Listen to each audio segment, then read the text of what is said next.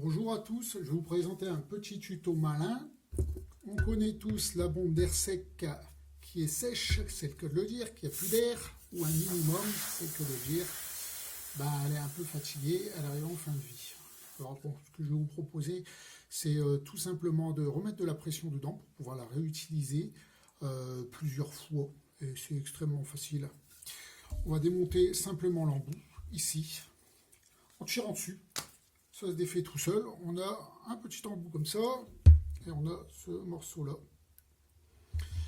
Alors simplement, avec un vieux compresseur de frigo, j'ai trouvé ça comme solution vachement simple.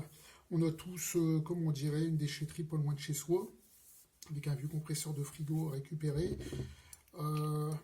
Une petite coupe sur la sortie d'air, au coupe-tube de préférence. Ça permet d'éviter de mettre des bavures dedans et ça permet d'évaser un petit peu sur l'intérieur la sortie du tube qui est ici, la sortie de tuyau pression.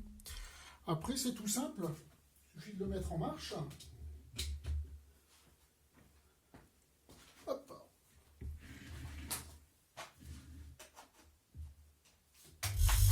Voilà, de prendre sa bouteille d'air sec, de le mettre au bout et en appuyant, on va la recharger. On va vite se rendre compte qu'il y a beaucoup de pression au bout d'un moment. C'est le but, c'est de remettre de la pression dedans.